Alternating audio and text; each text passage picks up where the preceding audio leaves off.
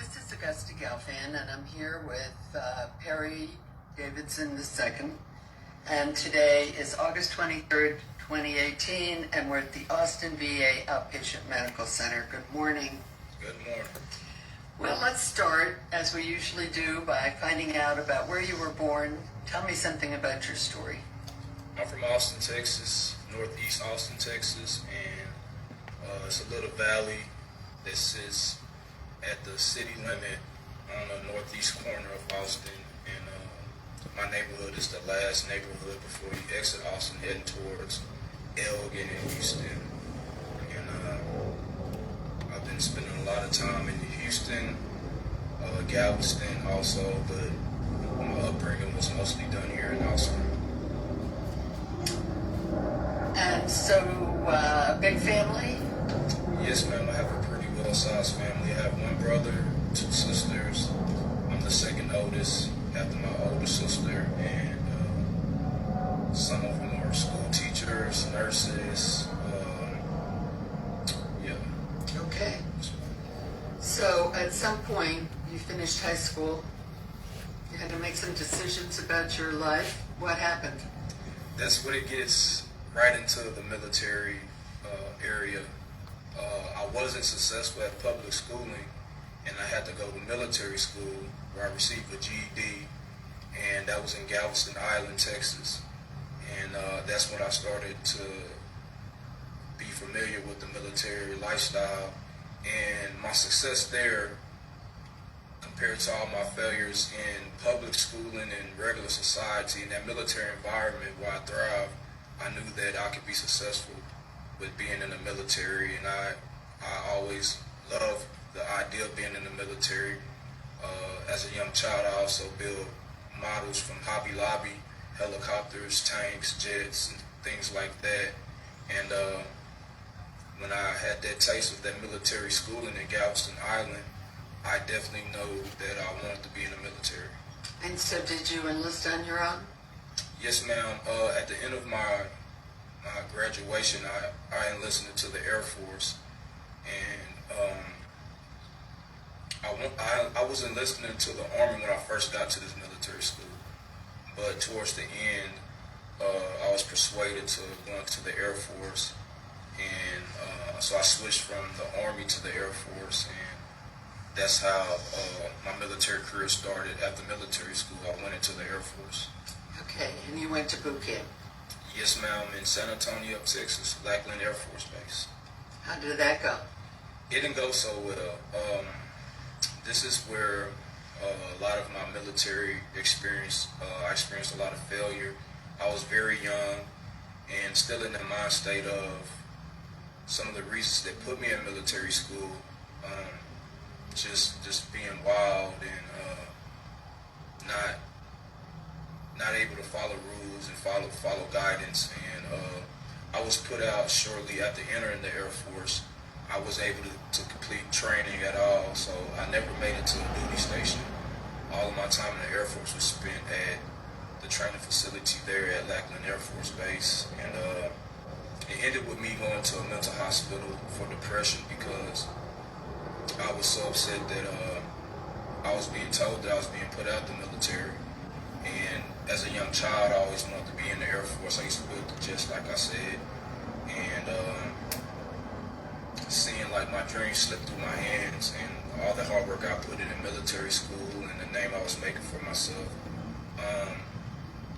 Having a lot of family members also in the Air Force and other military branches, but mostly Air Force. This was something that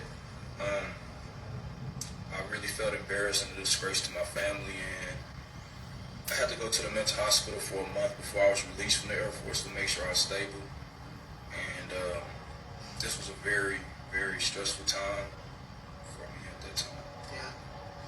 So finally, when they did release you, did you go home? Did you speak to another recruiter? How did your life progress? I did not go home. I went to my girlfriend's house, which became my wife. And at this time, she was my girlfriend, and I did not speak to my family at least for like 2 or 3 months. And and they knew what was going on because I had a lot of family members in the Air Force, and I put them down as contacts, and they were watching over me. And the family knew what was going on, and they were calling my girlfriend, and they were just telling her, like, I haven't heard from him. Have you heard anything about how he's doing? You know, but I pretty much knew they knew that I was out. I got put out, and they weren't really putting a lot of pressure on me because I knew they understood how valuable that job was and that lifestyle was for me, and they were just letting me, just gather myself and let myself get time to go back and talk to them about what had happened. And one of the reasons I was put out the Air Force was also for drug addiction, for marijuana. And one thing I did to get back in the military when I went into the Army was that I did.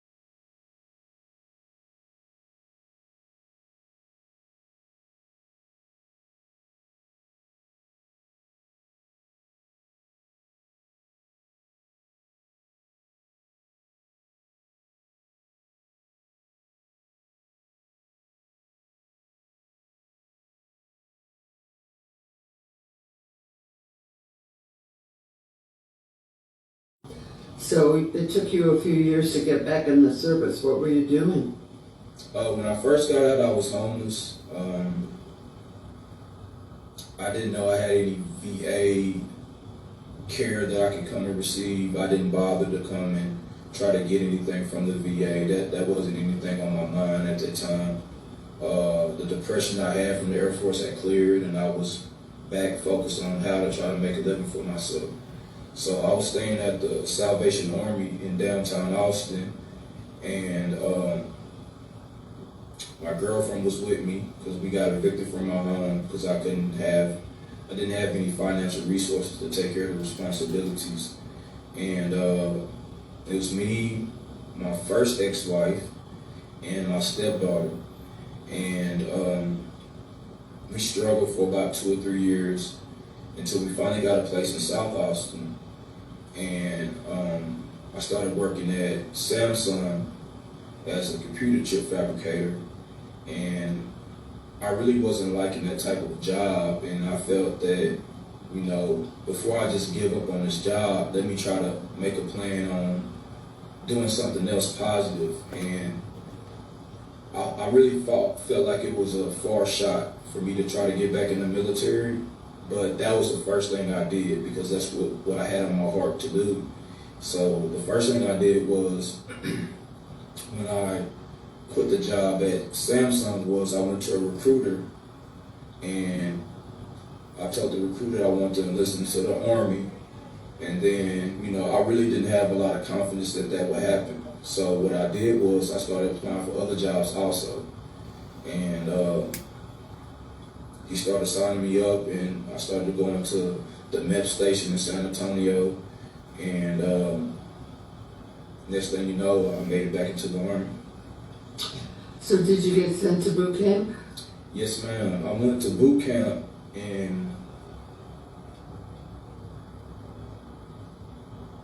Missouri, Fort Leonard Wood, and I also did my AIT there.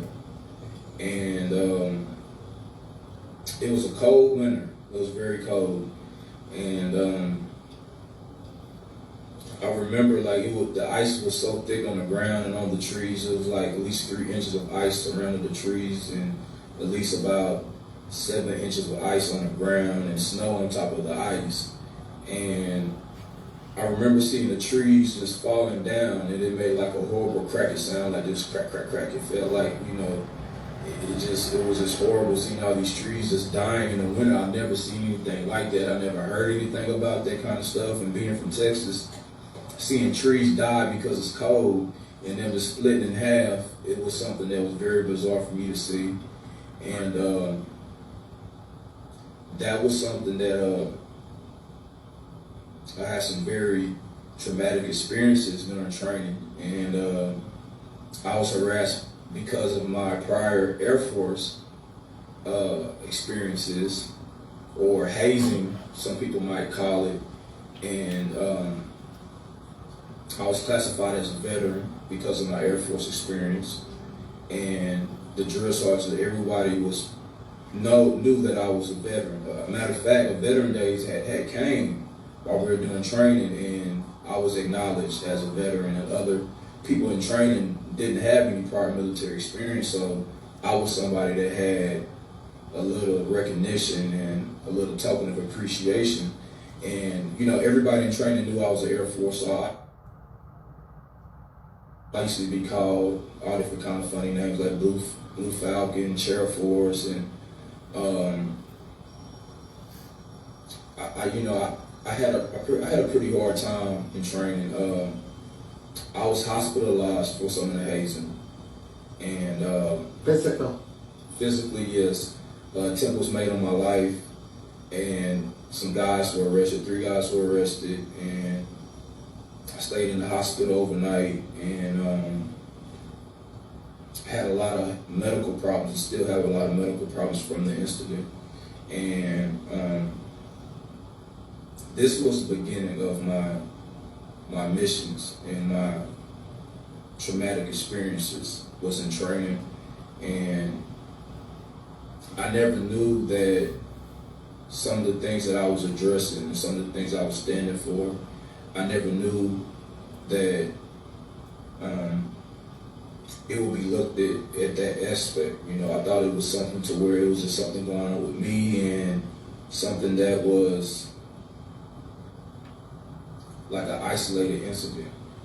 And once I was released from the military, that's when I started to see and be more familiar with, I was addressing a big issue that a lot of people had been through, and that also a lot of people coming after me, they will have much more success in easier times because of the barriers I was able to break through for some of the situations I was going through. Do you want to talk about those? Yes, ma'am. Where I'm from, East Austin, it's an urban community, and a lot of minorities stay on that side of town, whether they're Spaniards or African Americans or Native Americans. And it's just a saying that goes around in the black community saying that, the Army's not a place for a black man, And but some of that hazing was occurring with my Air Force experience. Some guys that didn't have the level of intellect to understand that it was a joke at times. It was just, he's an Air Force guy and he's now in the Army and we're just joking with him. Some guys that were new to it and they really didn't know me, they just wanted to try to pitch in on the tease, and they kind of made it a little bit extreme, and they brought a little bit of their prejudice and discriminative ways into it, and it became racial sometimes. And that's something that I never tolerate because of my Native American ancestry, Chickasaw and Aztec Native American, and it became very confrontational.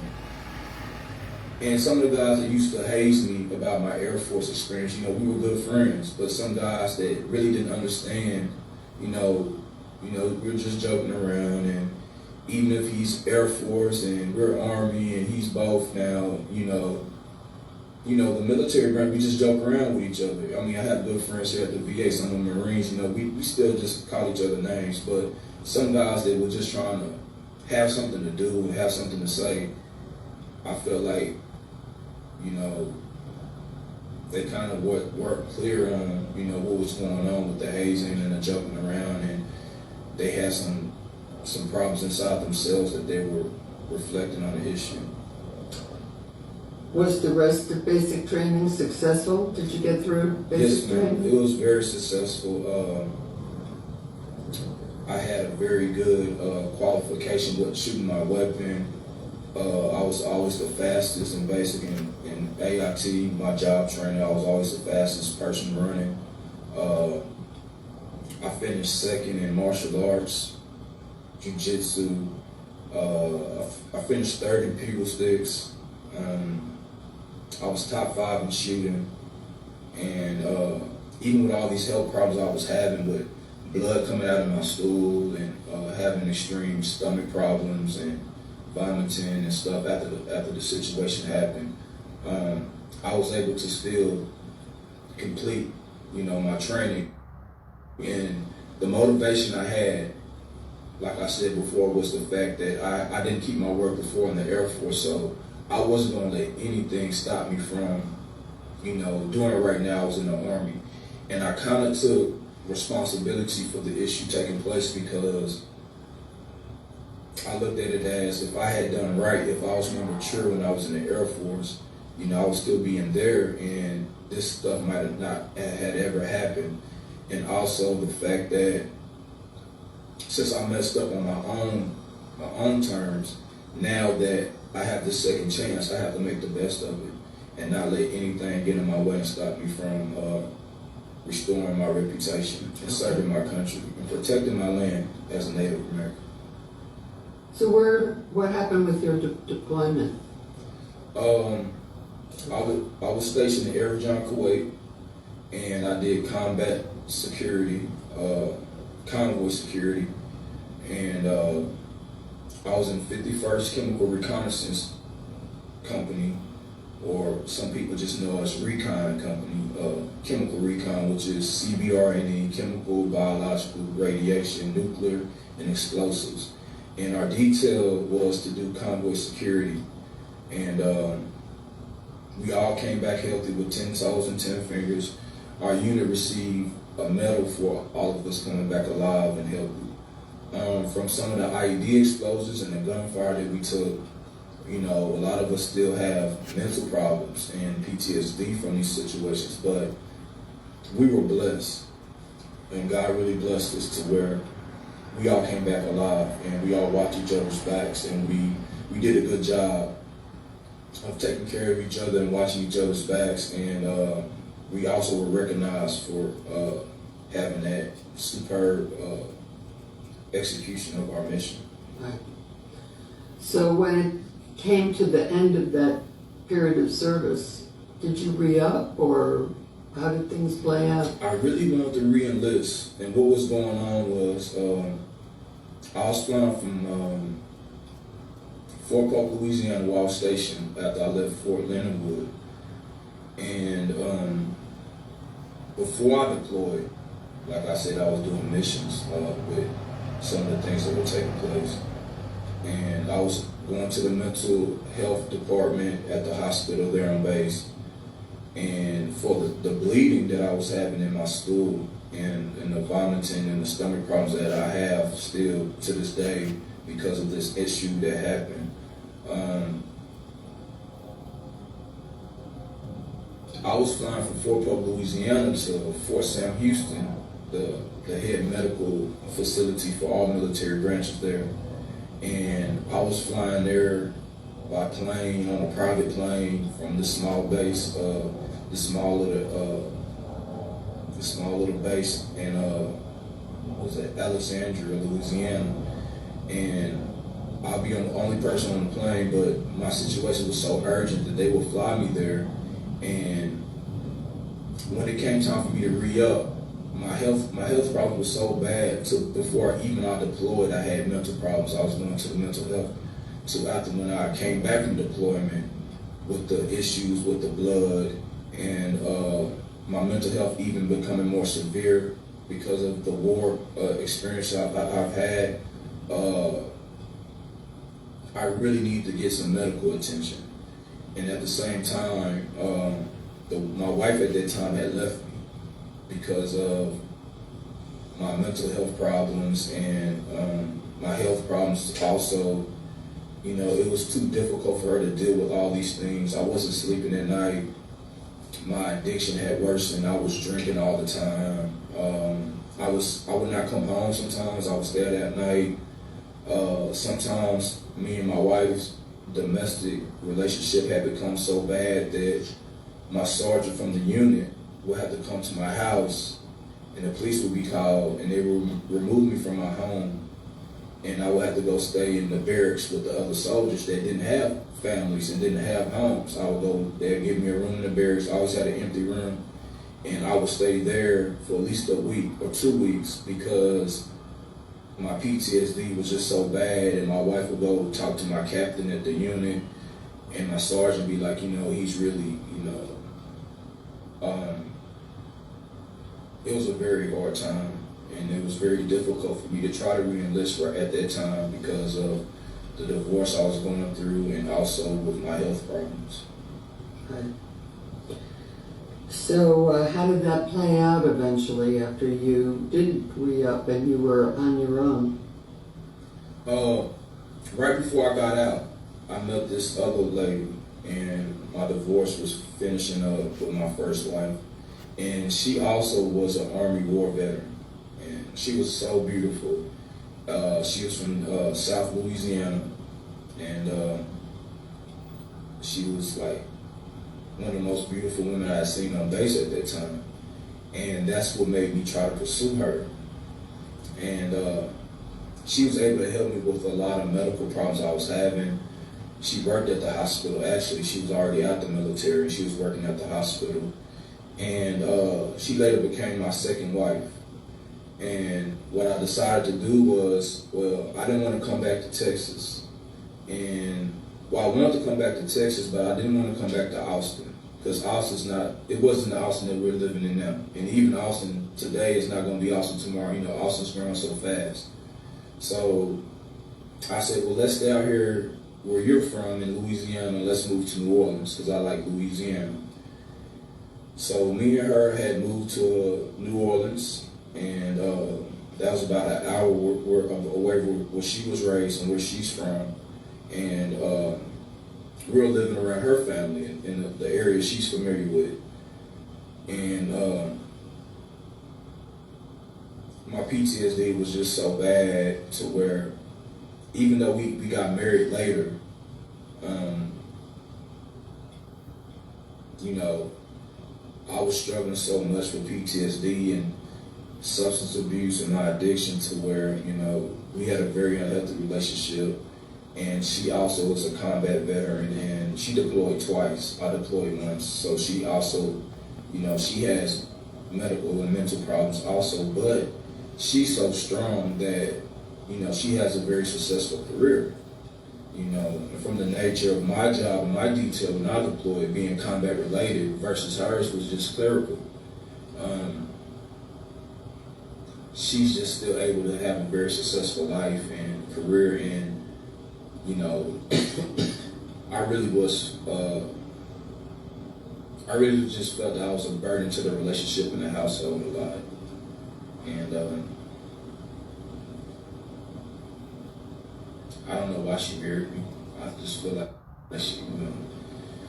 And we just got divorced also after I was released from prison, and it's just I have too many mental and health problems for her to accommodate for when she has a career to keep and children to take care of and bills to pay, and I'm always in and out of mental hospitals. But this was the beginning of my extensive stays at these mental health facilities as an inpatient at the VA and other places. It's just almost every other day I was at the VA in New Orleans trying to get medications and trying to find out about, you know, what's going on with why I'm not sleeping, and things just worsened for me after I got released from the military.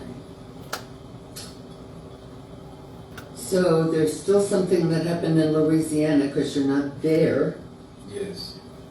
and you did some inpatient, and what happened? I had some very strong people trying to help me, and even though I was getting help for my mental problems, the problem was that I wasn't addressing my addiction. And they were always telling me, like, well, we're trying to diagnose you, but when you come here, and I'll be smelling like marijuana, you know, and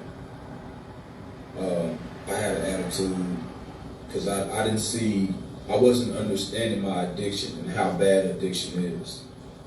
And then mixing that with mental illness, and then mixing mental illness and addiction with combat, you know, traumatic experiences. I wasn't aware of how I was walking on that fine line of danger and death, you know. And my lifestyle was very dangerous at this time. Being in New Orleans, I'd be uptown, downtown New Orleans, where a lot of killings and murders would be going on. And and my addiction just had me in a state of mind to where, well, I'm from East Austin, you know, and I'm a thug, and I'm a military veteran, and I was in a reconnaissance unit. And I've been to war, and my addiction just had me living a very dangerous lifestyle, and I didn't really understand how these people were trying to help me, and I always was confrontational with them, and I never would comply with their direction and the things that they were so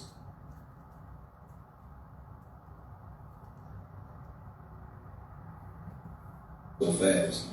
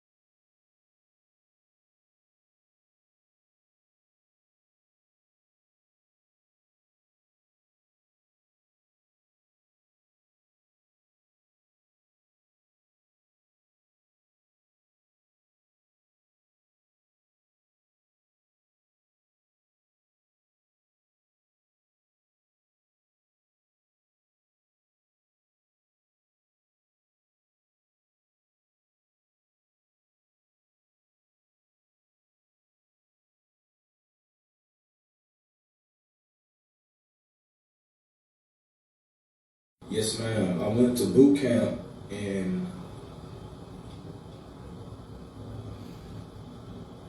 Missouri, Fort Leonard Wood, and I also did my AIT there. And it was a cold winter. It was very cold, and I remember like the ice was so thick on the ground and on the trees. It was like at least 3 inches of ice surrounded the trees, and at least about 7 inches of ice on the ground and snow on top of the ice. And I remember seeing the trees just falling down, and it made like a horrible cracky sound, like just crack, crack, crack. It felt like, it was just horrible seeing all these trees just dying in the winter. I never seen anything like that. I never heard anything about that kind of stuff. And being from Texas, seeing trees die because it's cold and them just split in half, it was something that was very bizarre for me to see. And that was something that I had some very traumatic experiences during training. And I was harassed because of my prior Air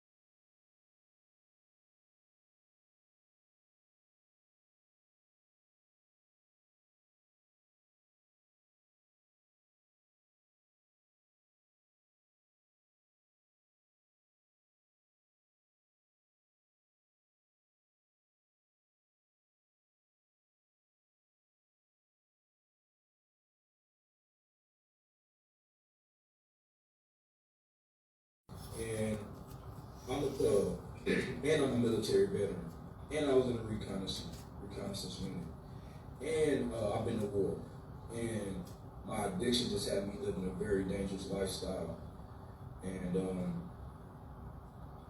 I didn't really understand how these people were trying to help me, and I always was confrontational with them, and I never would comply with their directions and the things that they were telling me. And my cognitive processing was the main thing that was coming between these people and the messages that they were trying to get me to receive about taking their guidance. And if I just do this, and if I just stop doing this, then maybe we can get here, you know. And my addiction is what kept me from getting the help I needed in New Orleans. And also, it would eventually get me the first felony in my first time going to prison. Which was for? Abusing my child. Okay. And he was always on the A and B honor roll. And when he see me struggling with my addiction and me becoming dysfunctional and not working and just staying up all night, and he would go to bed at night and I'll be sitting in the living room drinking or smoking. I wouldn't be smoking in the house, but he know I would be smoking because I'll go outside. Kids are not dumb. They know exactly what's going on. So when he would wake up after he would go to sleep at night and I'll be still sitting there on the couch, I know that him seeing the behaviors that I was giving off started to bother him. And it started to change how he was conducting himself at school. So he took a knife to school. He was with his mom because he stayed with me for a little while. I was coaching on his Little League football team, and stuff got real rocky around the house there with me and my wife. So he went back to Austin with his mom, and when he was with his mom, he took a knife to school. So we brought him right back to the home here in New Orleans. And he was a whole totally different person now. He was just not doing his schoolwork. He wasn't, doing anything that he was told to do. And his bad behavior at school with my drug addiction, my mental health, and my combat experience, it was just a catastrophe. All these things colliding together, making, just total chaos. And at this time, this is the time a lot of these little black kids were being shot and killed by police. And for toy guns and for having knives and things. So with my military experiences with racism and seeing this stuff on television and seeing my son doing some of these things that these kids are doing, that caused me to have a very, I was panicking about trying to get control of him, make him, go to school, respect these teachers. Your grandmother's a teacher. You're usually on the A and B honor roll. You're very intelligent. I have a GED. I wasn't able to perform at the academic level. You need to be grateful to God that you have this type of way of performing with your academics. I was just so overwhelmed with the situation. And then, of course, my addiction and PTSD was just adding fuel to the fire. So I was spanking him too much. I was making him do push-ups, I was just doing when I got disciplined with my sergeants, I was doing that to him. I make him bear crawls, you get down with your hands and you would crawl around. I was making him do PT drills to try to keep him spanking him. But me being an unhealthy person at that time and a dysfunctional parent, it was abusive. And I was trying to get help. But at the same time, when I was trying to get help, I was in my addiction. And I would tell him, I need some help with my son. But when I would try to get help with my son, I would still go there high in my addiction. And I wasn't making myself compatible for the programs that they had to offer at that time. And my son, not only myself, but my son was suffering. And it ultimately came out to where I was abusing him. And it was just a blessing that, you know,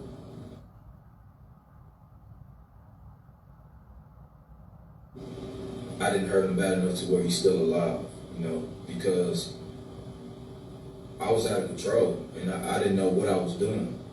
I mean, I called the police on myself, I called CPS on myself, and I got arrested for that because I was so out of control that I didn't even recognize I called the police on myself. That's how far and how bad, you know. And even sometimes I would call the suicide line and the VA crisis line, and they would come pick me up and take me to the mental hospital. And that's not where I wanted to go, and that's not what I wanted to do, but I was so out of control, I didn't know what was going on. You know, I was just totally out of it. How did you break the cycle? I didn't break the cycle. What happened was a judge one day,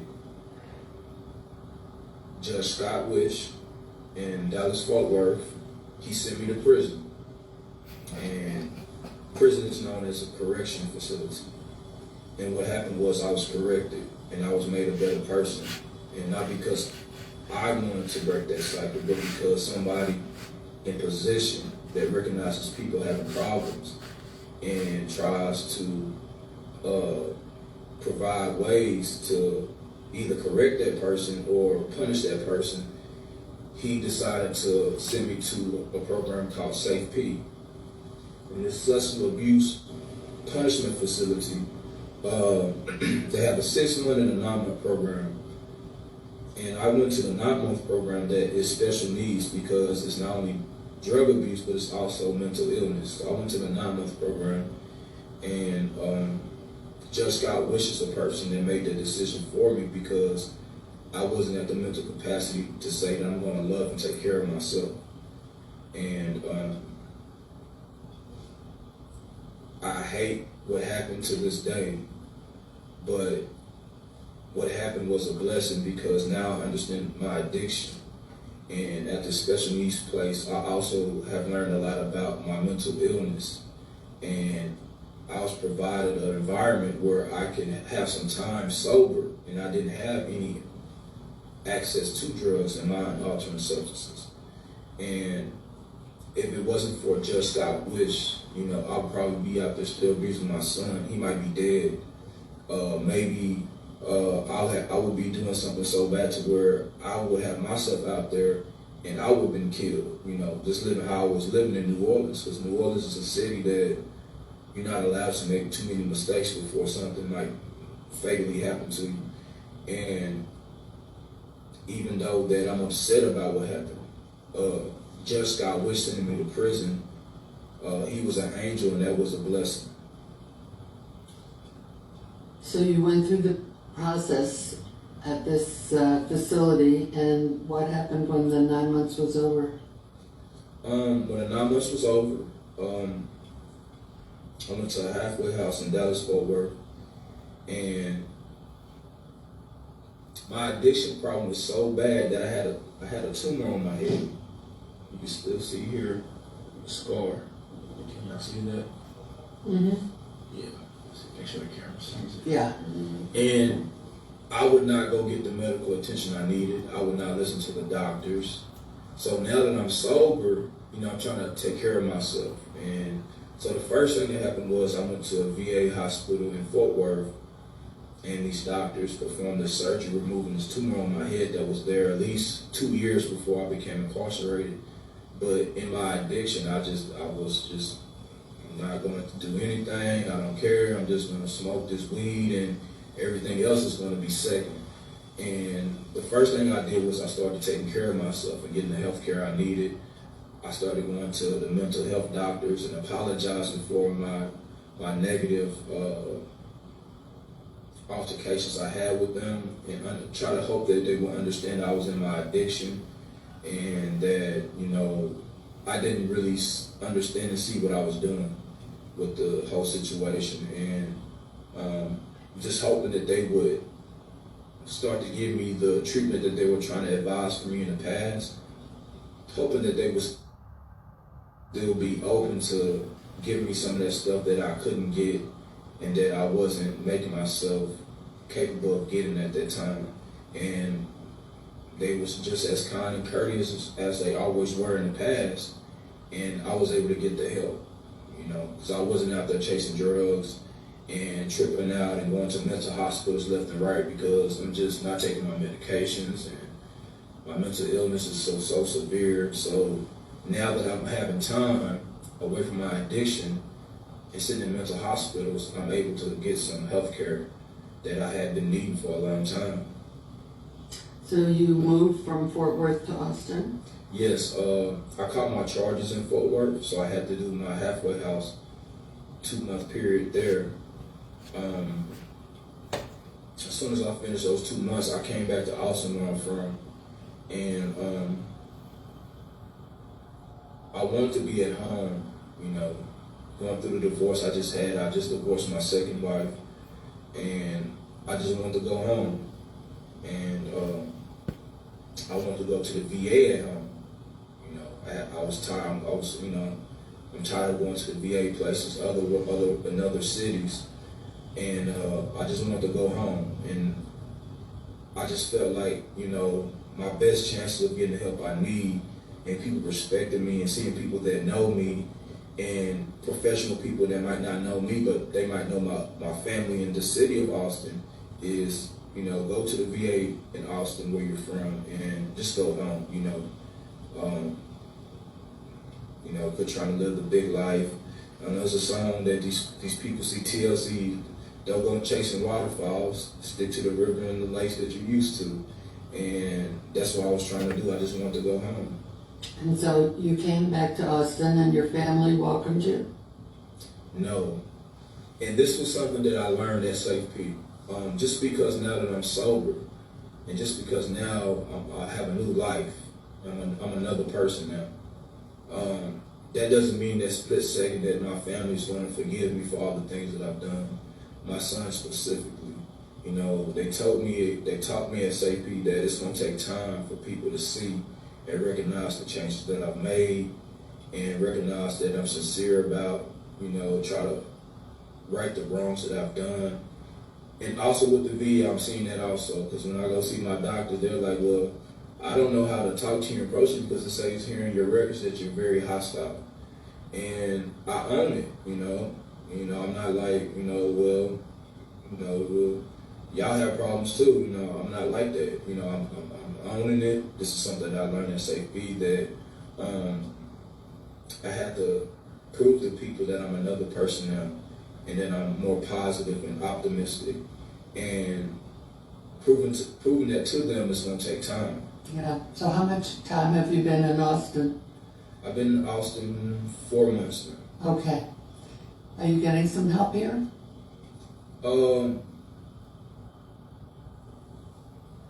Right now, I'm going through the ice-breaking process for them, making sure that I'm not still hostile and aggressive like I was in the past. I look at this program that I'm doing now here, this video, I look at this as a light at the end of the tunnel that I was never offered. I was never greeted like she greeted me when she greeted me that day and offered this program for me to tell my story. When I used to go to the VA, they know that I was coming. They like, he has appointments today, and the police would be watching, and I would look over my shoulders, and there would be a police looking at me, and that's the reputation I had. And I see the progress coming. I see the help coming. I'm meeting people like you and her that, be like, they can, vouch for me, and tell people that, my story and where I'm at now. There are groups, right, for PTSD? Yes, ma'am. And you're showing up? I'm not allowed to go to the PTSD groups yet because of some of the things that people see me as not being ready for groups. I'm too hostile, I'm too aggressive, and they're trying to screen me right now just to make sure that I'm able to be in groups with people. Okay. I was in groups in the past in New Orleans, and I had an episode there, and I was removed from the group.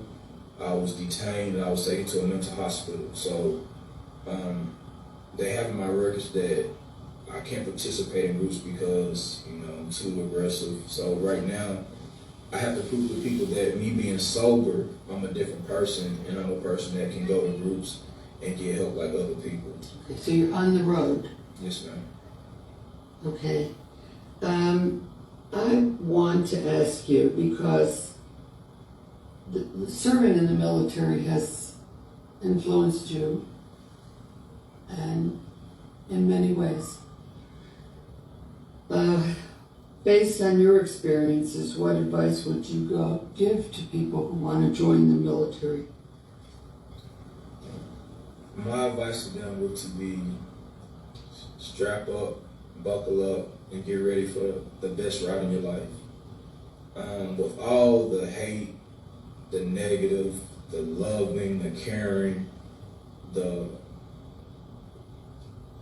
extreme moments I've had in my military career, this is my life. This is all I have. My brother played college football, and I hear him sometimes telling my nephew and my son about some of the rainy games he had, some of the games in the snow he had, some of the games, when they were down by 6 points and it was only 30 seconds left, And the military gives me my war stories. And if it wasn't for the military, the good and the bad, I would be a nobody. And I've lived my dreams. I wanted to be in the military, and I did it.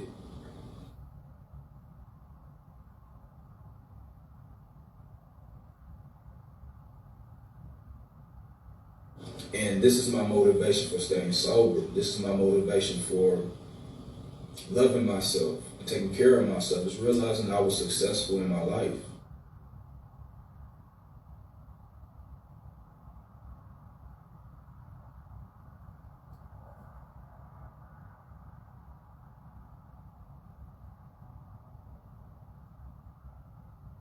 And something that I said I wanted to be when I grew up, I did it. When I see soldiers with medals, when I see Green Berets, Special Forces, reconnaissance soldiers, when I see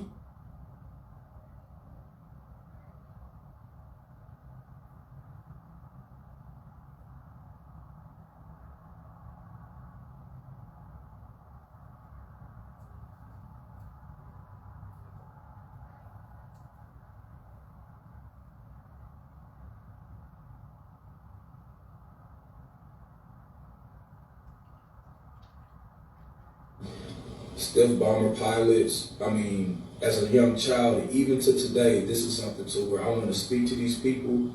I want them to tell me something about something that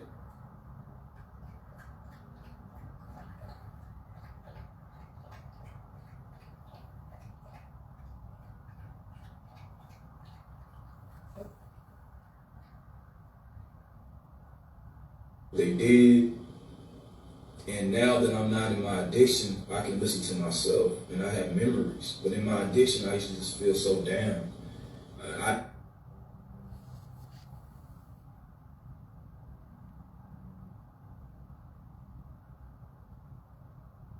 didn't realize how successful I was. It's just, it's really sad how addiction plays tricks on your mind. And